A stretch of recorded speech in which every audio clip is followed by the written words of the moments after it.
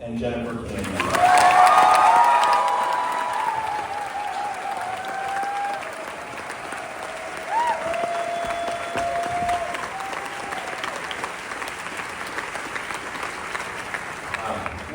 What a special film. I want to bring up this quote from Pat Kelly, who's a childhood friend of John Candy in the film. And he says, "The John Candy in your world is different from the John Candy in my world." And I would argue that this documentary bridges those two worlds together. Now we get to know John Candy, we get to spend time with John Candy. And the beauty of film is John Candy gets to come back to life with those images that flicker on the screen. Chris, you speak in the documentary about being a detective of your father's own life, which is a really interesting way to talk about it. And I was wondering if you and Jennifer could speak about something you learned about your father through the documentary that you didn't know prior. That's a great question. To get the opportunity to go back and listen to these interviews that are being given from your dad's dearest friends or colleagues that he worked with, you would get so many different perspectives on who he was as a person. And I think what stood out to me the most was he's been gone from my life for so long, and yet there are so many similarities that we still have in common, but there's so much that he wasn't there to tell me to do that I just kind of inherited. And I would be like listening in on these podcasts and they'd be talking about how he was late to things, and then I would be like, I'm always late to things. I'm so unbelievably casual with time. That's so polite. Yes, it's okay. But there was a lot of that I would kind of find and relate to, and he hasn't been around for me to, hear that from him. Yeah, because he's big on, so there's many times we're like watching the documentary and we're like, oh my gosh, that is Chris. Like there's the mannerisms, the things. I think also his dad's work ethic, it's like it comes through so strong.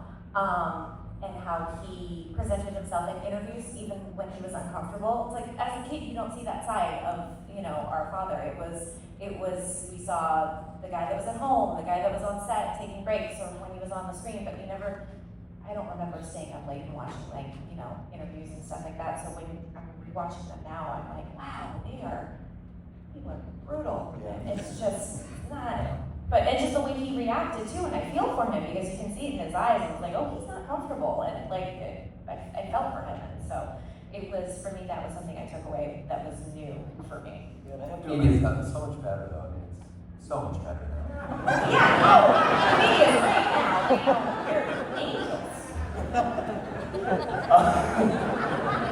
I appreciate you both sharing that. Colin, you did a brilliant job directing this. I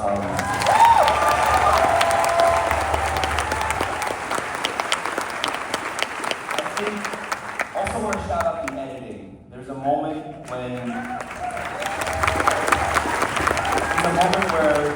Rose, John's wife, gets to say, "I like me, my wife liked me." And she says the line in an edit that is so beautiful. Like, you really kind of made me feel like I got to spend time and meet John Candy. And your interviews were incredible. The guests were incredible. Obviously, you're interviewing your own father in the film. And I did, yeah. I'm interested in what the difference is for you as a director when you're on the other side of that camera talking to your dad as an interviewer versus as a son, in a way. Well, that's interesting. It was much more of a conversation. I always want to have, and anytime I'm interviewing someone for a documentary, I want it to feel like a conversation. I don't want it to feel like a sit-down, boring sort of interview. And the only thing that really makes that difficult is that I can't talk while they're talking. So my poor editors, Jane and Darren, both know that if you look at the raw footage, it's someone talking and you're hearing a lot of yep. But when I was talking with my dad, he was one of the only people that specifically asked for the questions in advance, which I thought was kind of funny. Martin didn't ask for that. Steve Martin didn't ask for that. What was actually kind of sweet was I think he was also he wanted to have stuff ready. and he was like, "What do you need? What is the kind of stuff that you're missing?"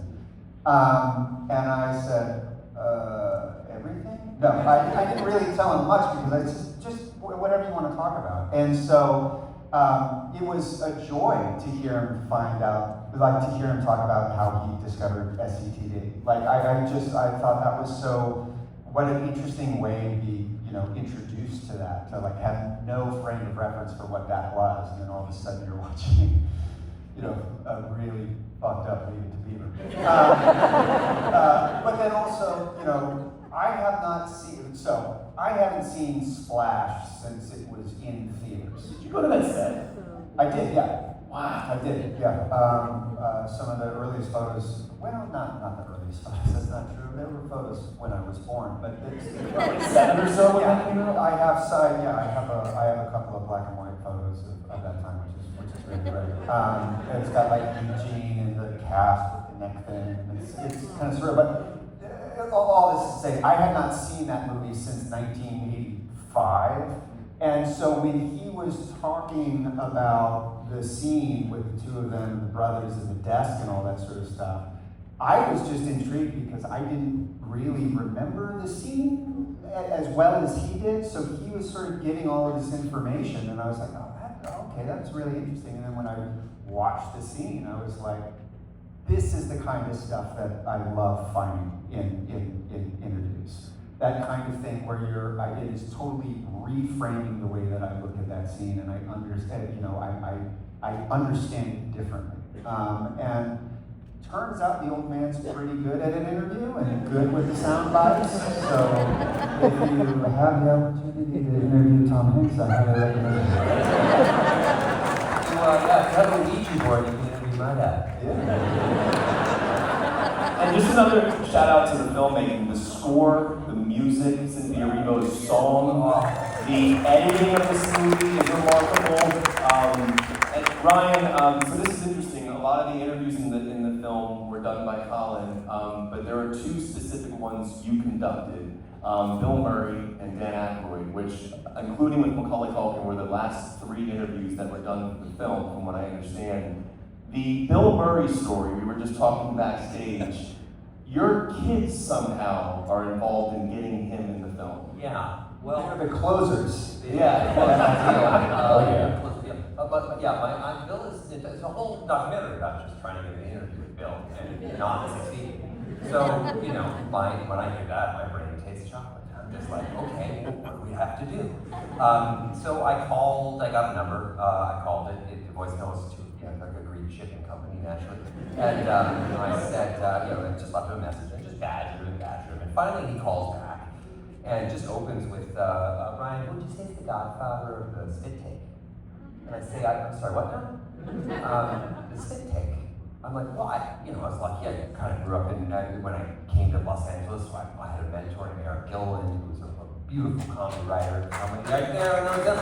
That's probably passionate. Wonderful man. Just like my university, he's from vaudeville forward. He just put me in school. He put me in writer's rooms I had no business being in, as a high school dropout especially. And that was my education. So I actually kind of knew that Desi Arnaz had done one that was quite early, and it was sort of a controversial thing. And I said that, and he said, wrong, Danny Thomas. And I said, okay, but hold on a second now. Desi did it first, I think, but Danny perfected it. It's like basketball, right? I mean, Canada invented basketball. You guys crushed it. Like military, we have 4 pylons and some sarcasm. You have, a military. So, in this case, Desi's Canada and Danny's, of course, America. And he seemed to find that acceptable, and then told me he had to go break in somewhere and leave. And hung up. Literally just hung up like mid-sentence. And I was like, break in where? Like, what, to your home? Someone else's home? What just happened? But yeah, so my kids finally were the closers. He ghosted me forever. And then I just made a video, a desperate video of me, and it was like 11:30 at night. Bill, it's Ryan. I'm running out of time. Both existentially, of course, because death will find me. But I'm also running out of time on the documentary because, we wrapped the whole thing like weeks ago. And I hear my kids wake up. And my daughter, who's like 5, adorable, but dangerous, right behind me. And I'm looking, and there she is. I'm looking at her in the phone, and I go, don't you do it. Don't you do it. She'll choke you out. Like for no reason, just out of nowhere. And she's just looming above me like a horror movie. And then I hear, Annalie, my son, 2-year-old son, right beside me, like a horror movie as well. What are you doing here? You know, you should be in bed. And I go, tell Bill to do the damn interview. Do the damn, you know, Bill. And I go, say no to a child like that. I don't know what kind of monster you are.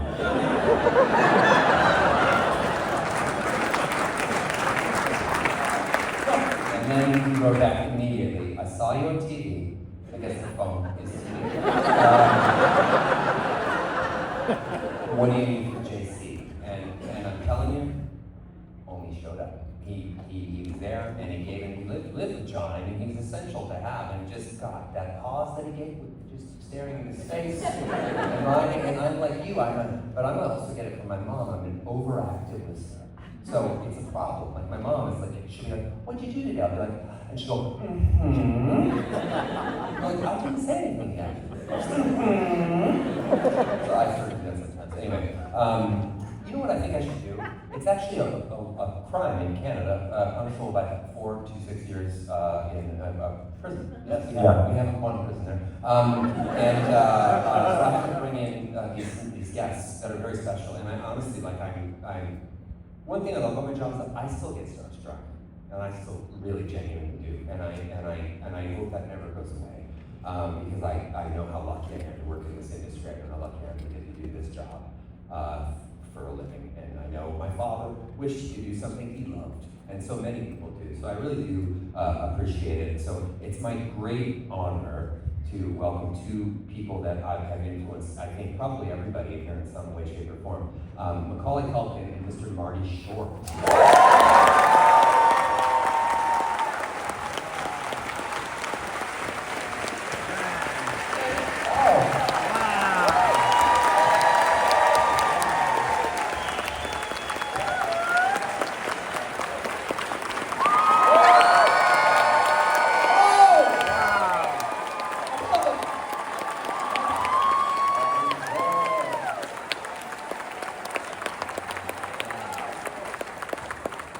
Who got the biggest applause? That was you, Marty. Every time. Especially when Look at this stage for one second. What is happening here?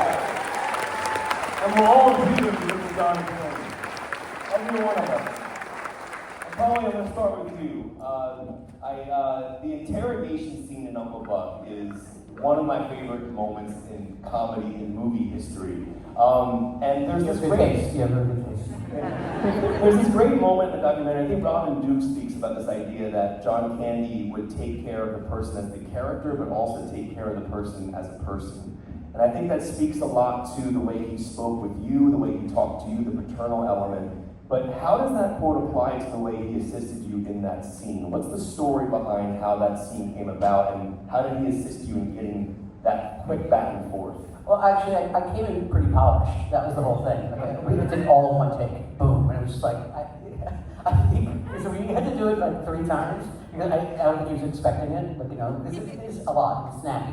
And I was throwing it at him really fast. And it was just like, it's like what I say, you know, in the film. It's like, oh, this kid could go, you know. So he was like, oh, he was kind of like, I step up my game for this 8-year-old, you know. That. So, yeah, like I said, he was always a very giving performer. He was very nurturing. You know, I could tell he was a good father. I could tell that he loved his kids. You were also one of the only human beings who's ever hosted SNL that was off book. Yes. No cue cards. I did cue cards. Yeah. Memorized. Yeah, I had a still trap memory. I mean, I'm middle aged now, so I can't do that anymore. I'm 45 now. I'm not 44 anymore. But yeah, no, it was I did do SNL without cue cards. You know, my father was insistent, and he, you know, when he gets insistent, yeah. So, but yeah, I always had a still trap memory, and I could go. But you know, that was the thing. That's why, you know, he appreciated me in that kind of thing. And he regarded my talent, and he regarded me, you know, and. They're not, you know, when you're a kid, I talk about it, it's like they don't, you know, like the kid is fine. Like, you know, he knows his lines, he hits his marks, he finds his light, you know, and, you know, there's just like, again, there was that assumption that, you know, like, yeah, it's good, look, he's fine, you know, he does his job well, and it's like, yeah, it was hard. He was always asking me if I was okay, and it's those eyes, you know, and Colin, you really capture that a lot, and it's, you know, yeah, it's those looks, and yeah, he's just so genuine. You know what? After I was done with the interview, actually, I felt like I left a lot on the table, a lot of things I didn't say. You know, and I went home and I just cried in my kitchen for like, you know, 5 minutes. I was watching the kids outside, you know, through the window, and you know, it's just one of those things where I texted you and I said, and thanks for inviting me to the party. You know, like I kind of looked at this as like a party. You are a beloved human being. You left nothing. You left nothing. You know, it's just one of those things where, you know, it's like, I would like to have him see me like this. I would like for him to like meet my kids, to get a kick out of them, you know, because they're funny, but they look like me, you know. So, yeah. You showed me a picture, actually, did you? Yeah. Wow. Yeah, I was sitting next to Brenda, and she was like, oh my God. She's like, oh, she's looking at even the audition tape. She's like, every other thing. She's like, that looks like Dad. That looks like Carson. Like, you know, yeah. And she's like, they are the fruit of my loins, you know. Talk really highly about the John Hughes, John Candy connection, like the amount of films that they worked on together, and this idea that they were, you know, they were a very special team. Like, do you have a memory of John Hughes and him on set that comes to mind about like watching their dynamic? Yeah, you know, they were thick thieves. You know, yeah. You know, I think it was Hughes's birthday, and Candy. I wasn't there. They cleared the set of the children. He got a stripper. They kept on calling him Johnny Boy. Like I heard, these are the things that I was only 8, but like, you know, I mean, in the hair and makeup trailer, those people, like, that's like a sewing circle. There's so many, they just talk. So the 8-year-old, like, did you hear about the stripper? No. Well, he called him Johnny Boy. And like, it's like, it's different in the 80s. I think I just learned a new thing.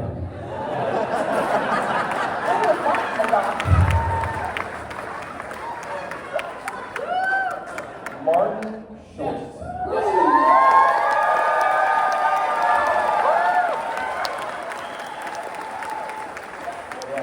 You wanted that the bigger applause. That was you got. No, he stood up and everything. You're trying to one up me in it.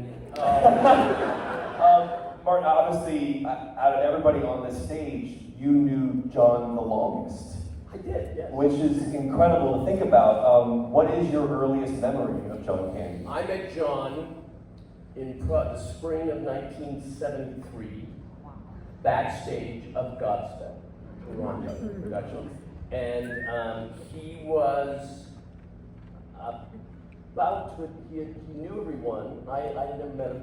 And he was doing plays and he was about to audition for Second City in Toronto, which was doing its first sister company from Chicago. And he was immediately John. I mean, that's the thing about John. John, for anyone in the audience who never was lucky enough to meet John was exactly what you thought he would be. He was that guy. He was immediately that laugh, that Johnny LaRue laugh. He was funny and creative. I remember going to your house once in Newmarket, and John and I we were writing a piece. He was going to be Ralph Cramden, and I was Ed Grimley, and I was Ed It's a clever story. But we never got to writing it because there were he just had endless distractions of laughter, and then you're about to write, and a billiard table arrived, and it had to be set up, and then we had dinner at 11. Do you remember the dinner specifically? I don't remember that, but was there a bar? I picked it through, and there might have been a cocktail at that point. There was a bar downstairs built near the billiard Yeah, table. there was, absolutely. I want to bring up a story. I didn't realize this until I was doing the research for tonight, that the Three Amigos story is really incredible. Like that John Candy was originally offered the role that you play.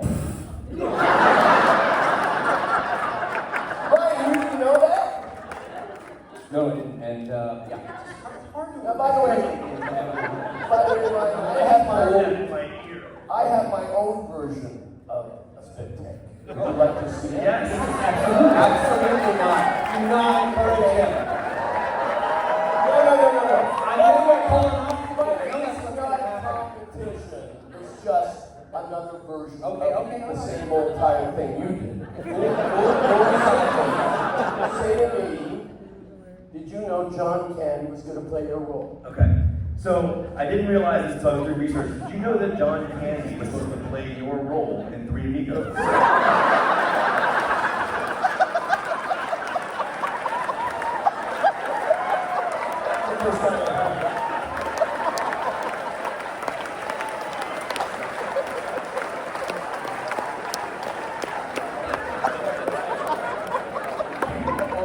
Probably just going to go away. Does anyone have some paper towels in the audience? We clowns away, man. But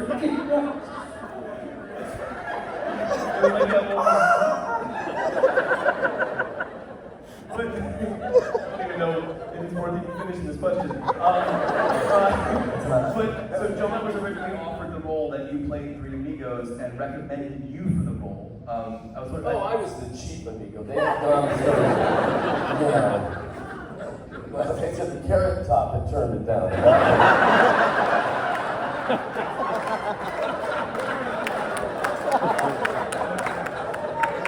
There was no one left. Chrissy Tan was too young.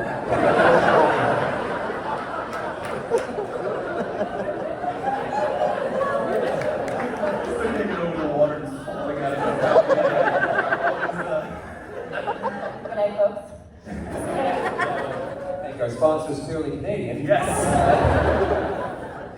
Ryan, we spoke a bit about the Bill Murray story. The Dan Aykroyd story is even crazier. Yeah. This is a wild story. Yeah, none of them were like this for you, were they? It was, No, you got all the fun ones. Well, Dan Aykroyd, no one knew where Dan Aykroyd was. Dan Aykroyd didn't know where Dan Aykroyd was. And I just months went by, we couldn't find him. And then eventually I got a number of someone who might be with him. I left a message and he calls me back and he says, right away, just like these guys, right out of the gate, he goes, I'll tell you what, kid. You come up here, you have dinner, you spend the night. In the morning, we'll do the interview, you get the fuck out. I said, yes, sir. Where and when? And off I went to Ontario, to Wilds, Ontario. He picked me up. One of my favorite movies, and I think very undervalued and underserved, is Grosse Pointe Blank. And Dan is incredible. And I get, he picks you up at the airport, by the way.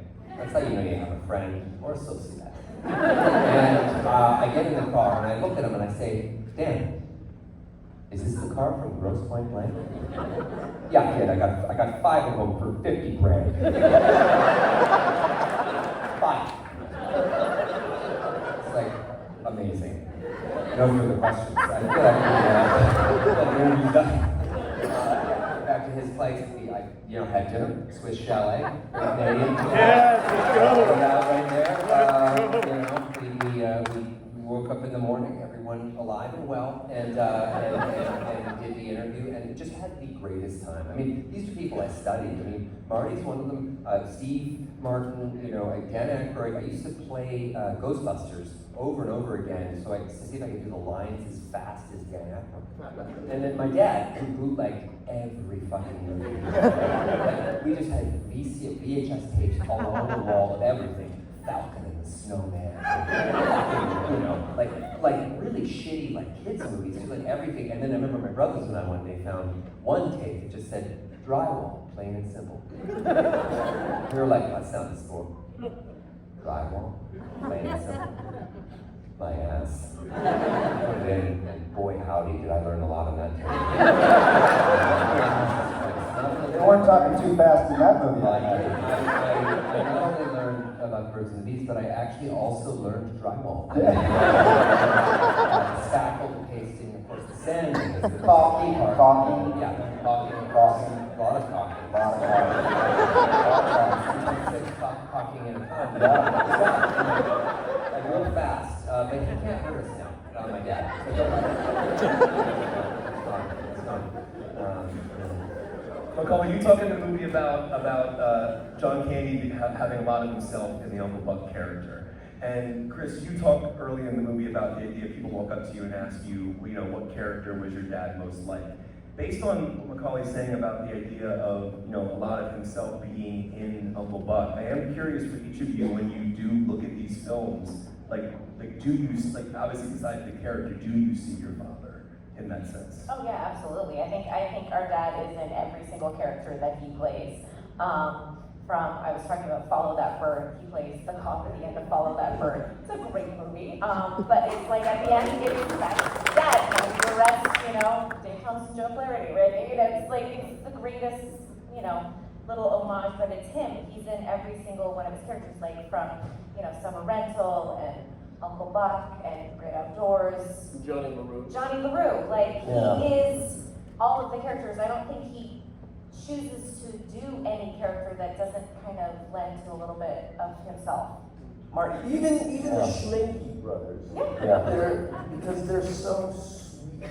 Yes, not bright, but sweet. Well, that's where Eugene Levy, I remember, said something that always stood out to me, that you guys would create characters on SCTV that weren't the sharpest pencils in the drawer. No. And I always found that interesting because, it was like characters within your world that you would be interacting with. The Schminke brothers would be on a local television show that you guys might have been watching back in the 70s, or characters that you've done. I feel like you talked about how they are people that you just observed. Well, also, I remember we did this piece, Halfwits. Oh, yeah. And I remember the premise was that we were killing the makeup and hair people with our choices. So we had to promise not to go elaborate. And just let the premise of it. So I said, okay, fine. And then I went into the makeup room and there was a nose this big being carved on my dad's check. And I said, who's that for? Oh, Joe Flaherty's wearing that nose. I said, okay, I want pock marks and a bald pig. But John had the greatest hairdo. You remember that? It's a blonde pompadour. Yeah. He went on Letterman with it, and one of my favorite moments, he went on Letterman and said, there's something radioactive backstage. Are you okay? John just went with it. I mean, it was just absolutely memorable. And the Schminke brothers is the one thing, because Letterman did our first show of these screens. He was our first special guest, and he was genuinely wonderful. But his fondness for the Schminke brothers and their face nipple that they all had was just second to none. But I just want to say one thing about SCTV blows me away for a couple of reasons. One is that in today's age and culture, we're absolutely terrified to suck at anything. People with perfection is like a fucking disease, and we see everything so curated and perfect. And I see it with my own kids, that they're scared to try something because they're worried they're not going to be good at it. And of course, the only way to be good at anything is to embrace sucking, and then you eventually get there. So you have to speak for yourself.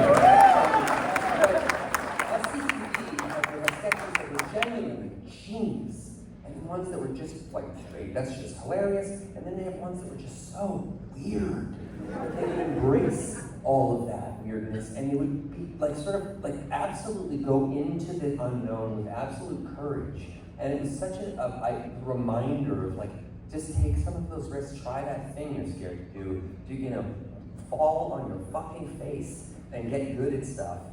Because nothing feels better than earning it like that, and it really stuck with me going back and revisiting a lot of the SCTV episodes. And the second thing was how much you guys take care of each other all the way through. I got a message from Marty, I don't know, right before Joe Flaherty was sort of he was going to pass, and just extending Joe's good thoughts and really kind of helping make sure that he has everything he needs before he goes. And I just love that this community, people like me who I didn't know Joe at all. I just grew up watching him. We called Joe the anchor. Yeah. Joe was the anchor. We all took care of each other. If you were stuck because I was thrown into that show, it was I was the interloper, and there was a cast, and then 3 of them were leaving, and now I was going to do 3 2 shows with them, but now it's just the 5 of us on NBC. And I didn't know what I was doing. I'd say, John, get in here. And I'd say to John, John, help me. I don't know what you're doing. But that's okay. And then they guide you. And now, everyone always adored each other with a great deal of passion. I don't think anyone ever lost contact. No, you guys were a great family. You Yeah. always were a core family. It extended into our family and then our family friends, and like we were friends with your kids, and like Joe, Gudrun's here tonight, Joe's Gudrun, daughter. stand up. And Gudrun Flaherty is your Joe's and daughter. it's just great. I love it.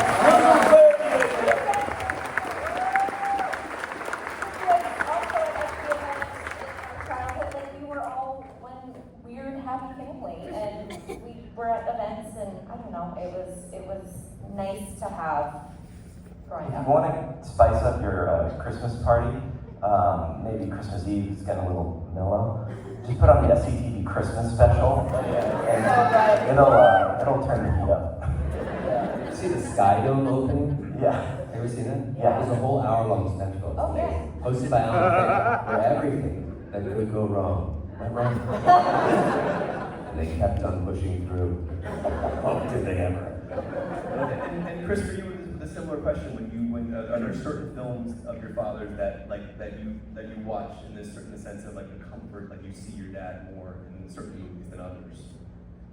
Absolutely. I think everything we've been talking about from SCTV, I see elements of him into the current films, but the movie does an incredible job with it, and Colin was talking about this earlier today, but this movie works really well as a supplement to his work, and so when you're watching the scenes in Great Outdoors specifically, when he's talking about the father that he never had, and we kind of pinpoint the fact that maybe he created that father that he never had, it just, those scenes hit differently now for me, and I see a side of him that he's bringing to those characters, and it's a truly beautiful thing. Yeah, it's like in Summer Rental when he's talking with his daughter, who's named Jennifer. Like for me, that was really interesting and awkward, but yet comforting to watch growing up, because it was like a future conversation, even though I didn't think of it as a future conversation because I was young and my dad was still alive, you know. So, but now I look at it and I'm like, oh, I love that there is that body of work that I can look back on. And the way you said, like, it supplements it. Like, it's like, Yeah. I'm going to, like, it's going to be completely different the way I watch John on the screen again, you know, with this context, and, you know, I'm going to have a lot of those things in mind, what was on the screen. Open the Toronto Film Festival, we were saying up on stage, Colin and I, that this is the last John Candy movie. Yeah. And it was a real it really does it moment for justice. You everyone. guys did a really amazing job. But yeah, you guys- I want to say one thing about, which is interesting about comedic performances, because there are some, I mean, I can look at the W.C. Fields film, and it's like it was made yesterday. Or I can hear Nichols and May, and it was recorded yesterday. And then there's, Eddie Cantor, which sounds like another month. But John's work is like every choice, every moment is absolutely timeless in its impact. That's what I felt when I saw the documentary, but also when you see any of his films. If he made them yesterday, he'd make the same choices as he should. And they're more than I expect them to be like more like a feeling or a place as opposed to just a movie. And I think that speaks. You never know. That's such an unpredictable thing. You know, when a movie just endures for some reason. And I think it often has to do with the feeling. And speaking of W.C. Fields, we went to Philadelphia for this as well, and we spoke to Fields. God, it's hard to not say the W.C. Fields line about Philadelphia. Like, because they'll just kick your ass. But he has a famous line, which is like, yeah, I've been to Philadelphia. Yeah, I spent a year there. I think it was a Sunday. Oh, it was right there. But I went to the spit take instead. No shots fired. Colin, I want to, you tackle incredible tone in this documentary, and you have this comedy, obviously, but you focus on some very serious topics like mental health, how his weight was addressed. There's that line, that quote that Rose says, the industry wanted him big. And I was wondering if you could just speak to how you found the proper tone of your documentary and the idea of how you wanted to work with those thematics. Because to me, the documentary does play like a cautionary tale in the sense that where Conan talks about the idea that the business is very hazardous and dangerous for people pleasers.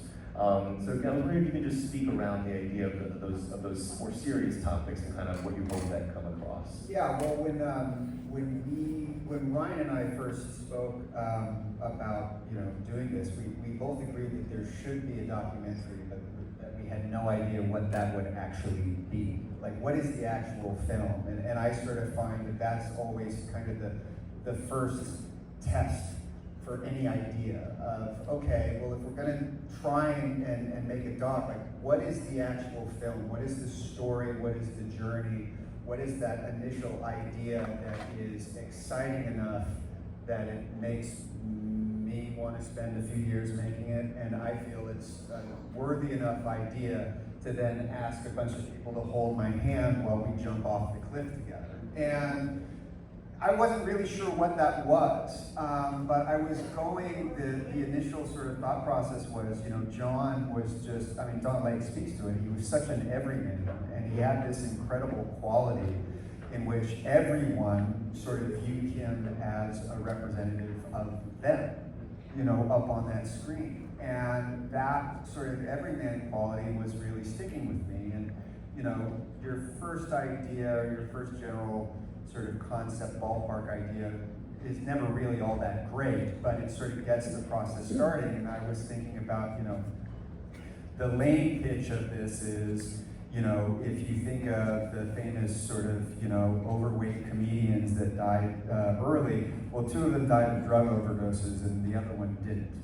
So what was it about the other one that was unique and different? And so I was thinking about that, I was thinking about this everyman quality, and then I had a conversation with Chris, and he had mentioned something to me that really sort of popped. When I found out that John's father died at 35, and I know that Chris's father died at 43, and then I also found out that your great-grandfather also passed away as well? Yes. Yes. So we're talking generational trauma here that everyone is going through. And knowing that John passed at 43, I'm a big believer that as humans, as adults, as we get older, you sort of get to 40 and all of a sudden you kind of realize, all right, hopefully it's not halftime, but there's some things that everyone feels they need to work on at some point. And that's when therapy comes in. And Chris had mentioned that John had started to, go to a therapist and learn about stuff about himself and why he was the way that he was.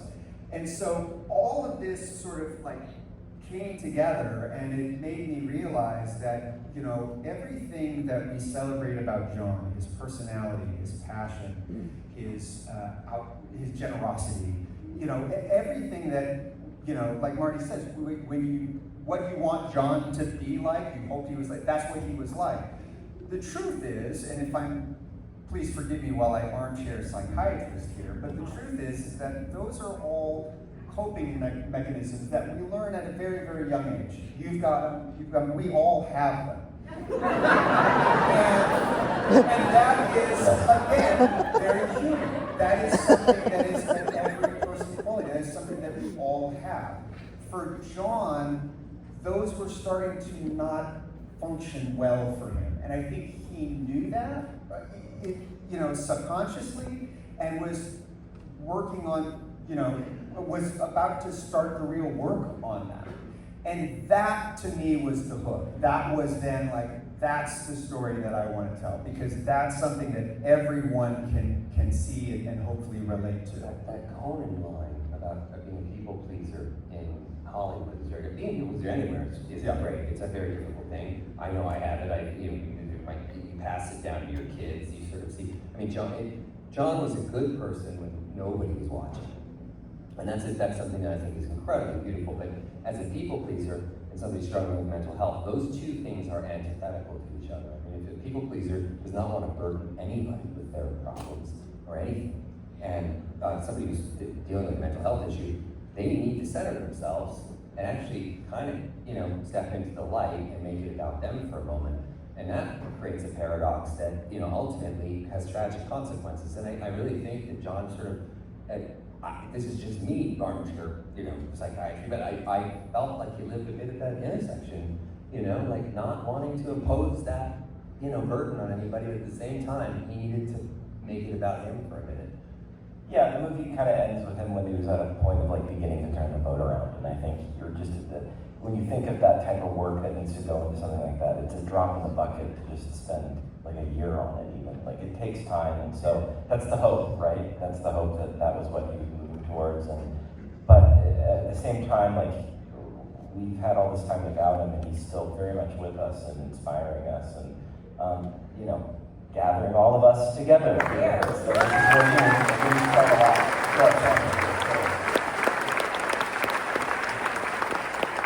Mark, did you get a sense of that struggle when in your time with him, that like those elements? 'Cause I know that they change over time, but did you get a sense of that? Not really. My memories of John are just he laughed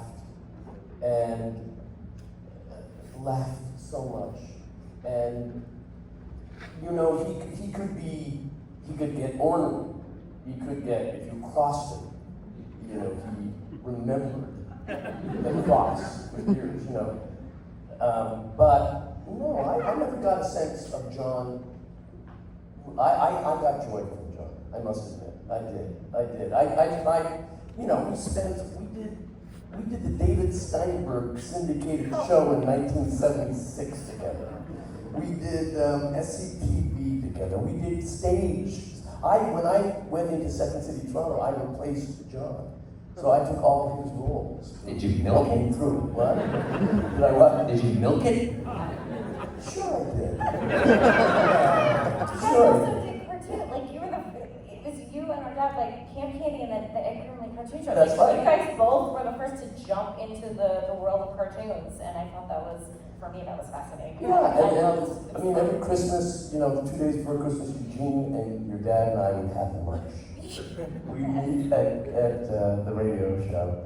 No, listen, so my memories of John are only joy and laughter, and that laugh. Me too, though. I mean, that's what he left behind. Yeah. He left behind a legacy of joy. I mean, I always think it's ironic how his heart failed him, but it's his heart that stayed, all these years, and it's the thing that I go back to. I mean, I watch his movies 3, 4, 5, 6 times a year just to feel better, and that's a gift. No, and also he was really great actor. There's scenes that in Planes, Trains, and Automobiles that break my heart every time I see that film. And everyone who worked with John loved John with a passion. Steve Martin adored John. I'm sure, Colin, did he not tear up during that interview? He must have. He did, yeah. Because we were talking about the documentary and I did tear up. Yeah, I know. Everyone did. I'm not crying, you're crying. Yeah, exactly. No, everybody did, and that was actually sort of, there were a couple of really challenging things in terms of, having these conversations with people, because obviously, of course you're going to remember the laugh of laughing with John, of course, the stuff that we're exploring, that's stuff that he wouldn't have shared with a lot of people. Do you know what I mean? But ultimately, I remember Marty very, very early on, we were having a conversation, and he said, no one is going to say no to you. And it's true, because everyone loved John and has such respect for him as a human being. And he clearly touched he touched so many people that he worked with. When you're talking with the likes of, Martin Short and Avery Martin and Eugene Levy, like they all have that same connection. And so all of them, I saw moments where they were all, catching the feels just a little bit. Yeah, the Cynthia Erivo song definitely brings that home as well. And I think that song really, her doing that song captures the entire essence of the film. And I was wondering if you could both speak to how that happened. I'm gonna play that. This is pretty amazing. So while you're bringing it up, so Ryan is, he's an idea man, and he was sort of saying like, I think I got this idea that would be kind of great. Let me see if I can make it work. And it's like, all right, great. And I get a text, and it's like, okay, I think I got Cynthia Erivo to do the song. I go, really? He goes, yeah, listen to this. And he sends me an audio file, and he says, this brought me to tears. Yeah, so here's this audio file. Voice note from Cynthia? Yeah, this is just a voice note that she sent me after we were hanging out at my apartment, and I was like, oh yeah, I'm thinking about maybe doing the song. It's every time you go away. I think it's in Pleasure Song. It's beautiful, and then hours later, obviously, I wake up to this. Is it the song that goes like, I think it's this one, which is one of my favorites. Every time you go away, you take a piece of me with you. Ooh, every time you go away, you take a piece of me with you. Is that the one? Yeah, that's the one.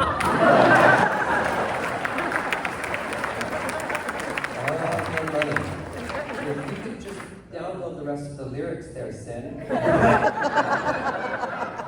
get into a deal right away. Yeah, I mean, I said, is there any way that I could, and before that's as far as I got. She went, oh yeah, I'm on it already, it's gonna happen, it's great. And it's that great example, listen to the film. Like, always listen to the film. Whatever you're making, listen to it, it'll speak to you. And I always had this idea of like doing a version of that song with like the Austin Choir and Paul Young's stems. We would put those in there so we could have vocals, we could have all this stuff, And she sang this song and just felt it. I mean, I think Cynthia Erivo might be the pound for pound most talented human being I've ever known or met. I mean, she 15 disciplines in one movie, no problem. 15 threat, I believe it's Yes, called. 15 times. Don't give her the Oscar. Just don't give her the satisfaction.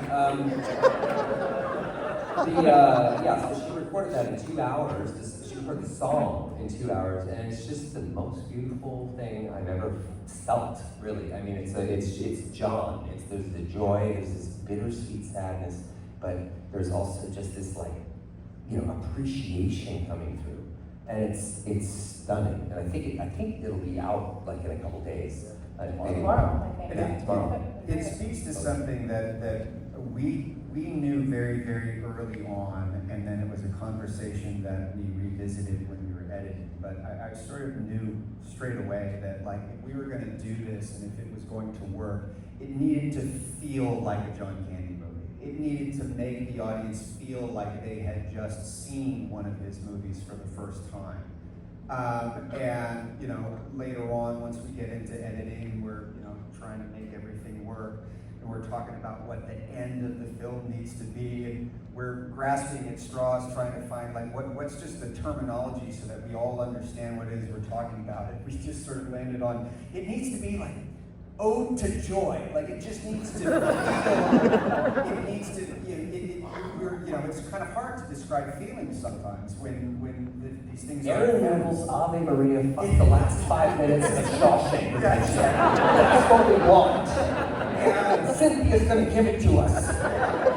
And so you try and create that as much as you can in that edit, and we got it to a place that we thought was great, and then that song came in, and it was just like, okay, cool. And hinted at it beautifully in the beginning as well. Like, it's so good. I'm curious for each of you, your reaction to hearing that song and what that brought to you emotionally.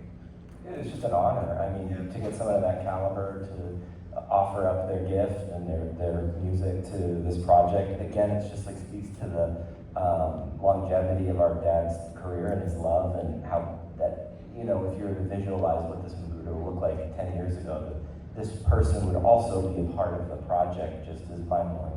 Yeah, and it's, I think I heard a snippet of it before I even saw it in the film, and I was like, this is perfect. Because at first you're like, no one can replicate that song. Like, that song is so iconic to John Hughes, and it's like, it's almost like it's an untouchable song, but I was like, nope, I was wrong. She did a phenomenal job with it, and it brings a tear to your eye. It's so haunting and beautiful all at the same time. All right, before we get out of here, thank you for sharing that, by the way. Before we get out of here, we do have a couple audience questions that we received prior to the evening. I think you'll like this question, Ryan. Why do so many great comedians come from Canada? I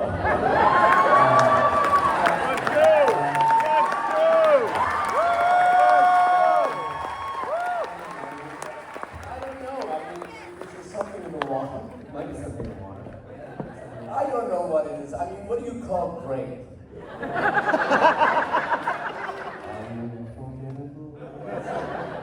Now, why do so many people in the Because it's fucking cold and we're all huddled. You know, like, John, you're really fucking funny right now. I feel like it's East Coast more so. I'm sorry to stand right in front of you. We got swept away. I'll stand up to your show, why not? Hammer some Celine Dion for a second. But I think there's something about Canadians are sort of self-deprecating, self-effacing. John, you know, I can't speak to his internal ideas of himself, but he was self-effacing, but didn't come across as self-loathing. And Canadians, like when I moved to Los Angeles when I was 19, I just came here to join the Groundlings, and you know, I was very green and naive. I just laughed at myself, and that's something that I learned in Canada. Canada was like a third parent to me. I mean, if you count my parents, it was my second parent. But I think it's always been that kind of escape valve. You know, it's something that is just. I also think that we were like the middle of three sisters, you know, you have the sexy American sister, you have kind of Emma Thompson, Yeah. and we're like, you know, if you take the glasses off and put some makeup on, we're much better looking than we think we are. But I think that, but we also got more television, so we were like the middle kid that could swipe at the eldest and the youngest, and it's not surprising that, like, I used to go to Second City in Chicago, and it would be so well written, and so clever, and so smart. And I think, wow, they're amazing. Then I'd go to Second City in Toronto, and Catherine O'Hara and Robin Duke were paying two truckers who were drinking beer and driving naked at night, and it was just funny. Yeah. Government funded. Generally government funded as well. I mean, sure. It's also why a lot of them come down to Los Angeles, you know, because you're like, you could make it in Canada and you could own a mid-sized sedan. Or you could come to America and you could do all right. You know, I suppose a lot of them came down, but then I find that a lot of them go back. You know, you kind of go in and go back. It never leaves you. You know, I still feel. Well, and they won't drop Canada, but I will say that Canada is, you know, maybe your 51st state according to your buddy. If I'm in an airport or something and, you know, you're trying to hit your plane, hey Marty, hey. But if someone says, I'm from Halifax, you stop. You are. It's a very hip club. Prince Edward Island? Nobody's from there. As someone on the outside who likes to consider himself an honorary Canadian, Very much I so. can name. Hey, your father once flew up to the Great Cup with you. Well, that's right. I can name all of the CFL teams, including both Rough Riders. That hurts. And I can sing "Oh Canada" in under a minute flat. Go ahead. I have a pen. Canada, our home and the land, created above all my thoughts and going our species of residue, no strong and free from foreign white of Canada, we stand on guard for thee, God keep our land glorious and free. Oh Canada, we stand on guard for thee.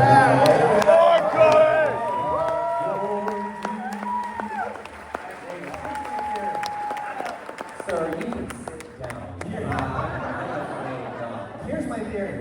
I think the reason why so many Canadians are funny is because so many of them are bored for such a huge amount of the year. The entire country is under snow for months every year. That's gonna A, drive you a little nutty, but also it's gonna make you laugh at some point. And I think there's something really, really beautiful about boredom and entertaining yourself. And I think there's something up there that's like that. Yeah, it's boredom. Or it's just, you know, the clearly Canadian water. Of course. Have you ever been to Regina, Saskatchewan? Yeah. Okay. Yeah. Well, you know, that my brother is an RCMP officer. He's here somewhere. He flew in. Rather than moonwalked. Of course, he flew in. I'm sorry. But, yeah, well, yes, I'm inside today. The only place I've ever been in trouble with the police, I was almost arrested in Regina, Saskatchewan, because there's a sign outside Regina that says, "Welcome to Regina, population, you know, about 12." And I had the art department of the movie I was working on, this movie called Just Friends, make a new sign that snapped on that said, "Welcome to Regina," which rhymes with fun. Because they considered that vandalism, but then I told the cops, I was like, no, I mean, it comes off, it snaps right off. And they snapped it off, and they went, "Can we keep this?" I was like, "Yes, sir." He was like, "On your way, son." I didn't have to drop my brother's name. It's great. That's the first question that we were asking. Yeah, we were at that In great 91. Yep, 91 with it. And I brought little Ollie. Oh, right, Ollie was yes. 5, Yep, my son. yep, And we all got on the Bruce McNally jet yep, in the morning from Burbank and flew yeah. to What did I? Winnipeg. Bruce McNally, one of the 3 owners of the Toronto Argonauts. That's John right. Candy, of course, with Wayne Gretzky. We all went. We all went that way. We all did. I remember that. And our mom came slightly late, a couple days later. She had the flu or cold, and she met us up there. But yeah, Chris and I and Grandma. I still in touch with Bruce McCall. Bruce McNall. Is he everything all right? McNall, yeah, of course. No. Yeah, McNall. McNally. Yeah. There was something happened with McNall. I don't know what. Yeah. You got a little thing. No. Little. Okay. Yeah. Question number 2. Yes. Yeah. You know what I hope? I hope it's about Canada. It was a 15-minute answer, but I sang "Oh Canada" in less than Yeah. one. Brevity is the soul of wit, and you know it. So we'll end with this. Jennifer, you say in the film that your dad touched so many different aspects of the world that he left a lasting impression, right? And as this is all obviously evidence of what that lasting impression is. And this question I think is really interesting because how do you hope younger generations who didn't grow up with John Candy will connect with him through this documentary? Maybe this will be the first time they're experiencing any of John's work. And I'm just curious how you hope younger generations will react to this. I hope that they're inspired. I hope they laugh. I hope they find something very similar that they can relate to, that they see in him.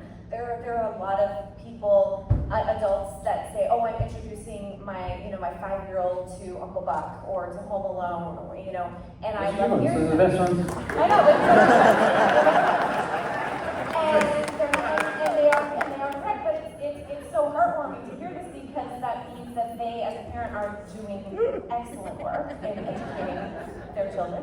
And I just hope that the younger generation kind of are like, "Who's that?" And then they go, "Oh, I know who that is," and they laugh and they enjoy and then it inspires them to maybe, go into comedy and do something, similar to like what he did and maybe kind of bring back that kind of, there's always hope for that nostalgic to come back, that type of comedy that it isn't around right now. It's a little bit, with Only Murders in the Building and like Schitt's Creek. I feel like that type of humor brings me back to like what I grew up watching, and I think that's just a testament to great comedy and great writing and great actors. And I think our dad was it was in that caliber. And so when people watch his work, they kind of might be inspired to create stuff. I think it happens though. He's there. It does, definitely That does. influence he's had on younger people. I mean, There are younger kids that come up to me who are 11 or 12 and they're like obsessed with our dad. And I love it because they are like, I know every movie, I know all the line, and you're just like, it makes me so happy to hear that because I'm like, this is great. I'm like, you know, so many 5-year-olds love Barf, you know? Right. Who wouldn't love Barf? Like, they love Spaceballs, and it's like, they're like, I remember being 12 at the dinner table, and I would my mom would just go, oh, when she'd hear, I'd go, welcome to Marathon, how may I help you? And then just launched into it. Yeah.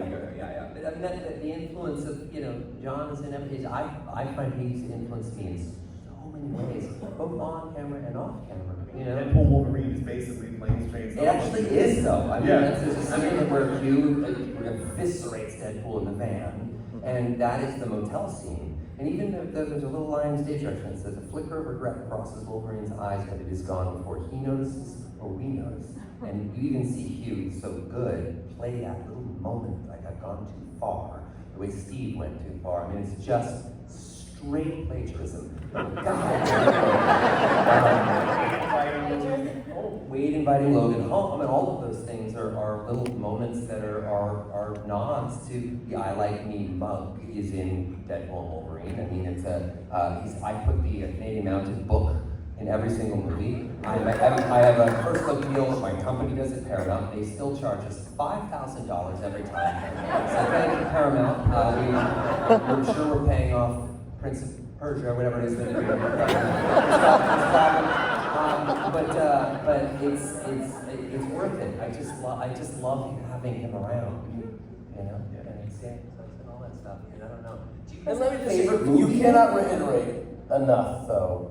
The work is spectacular. The work is on the screen.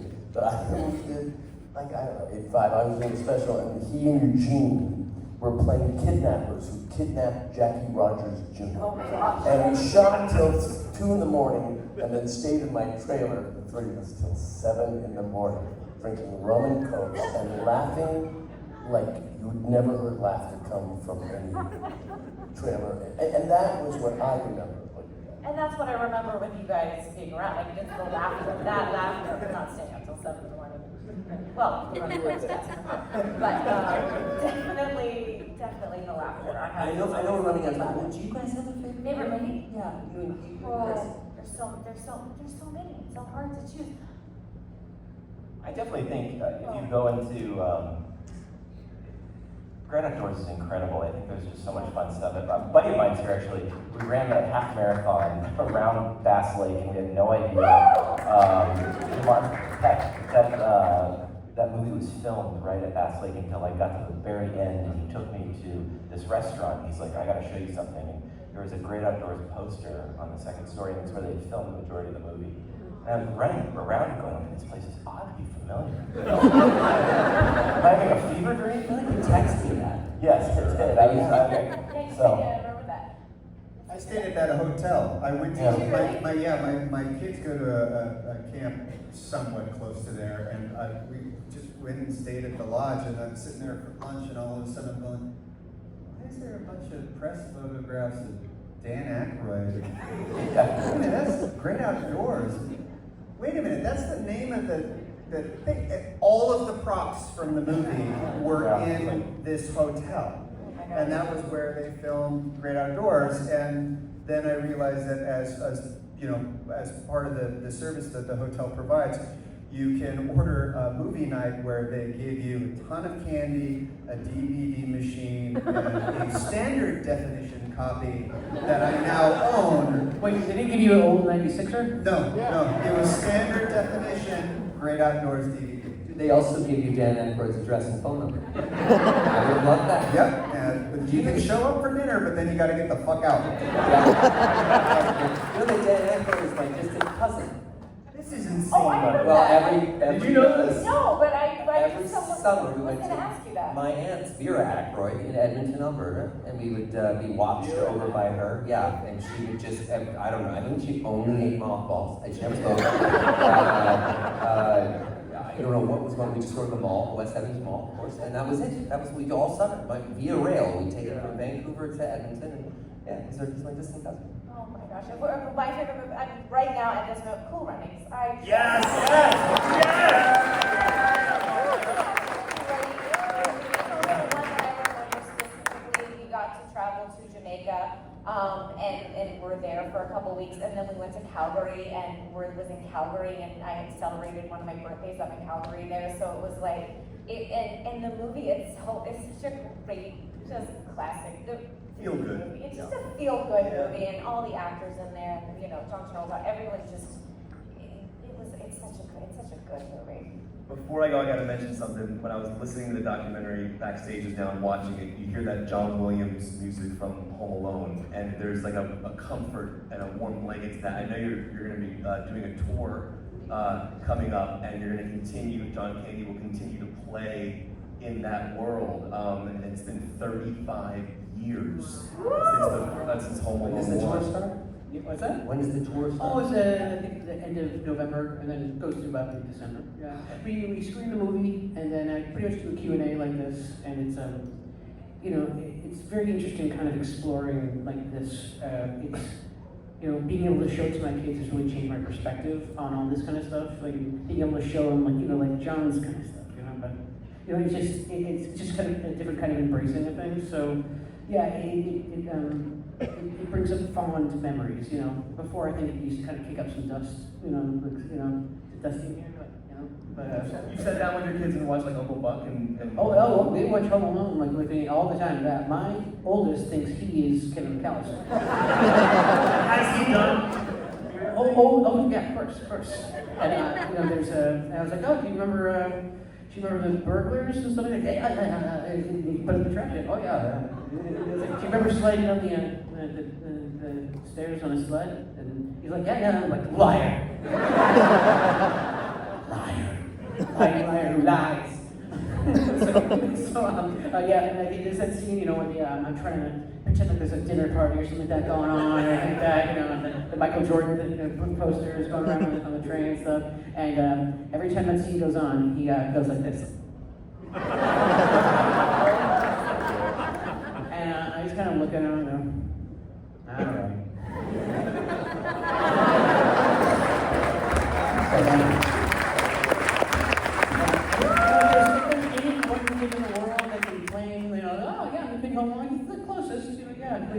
So I let him have that one.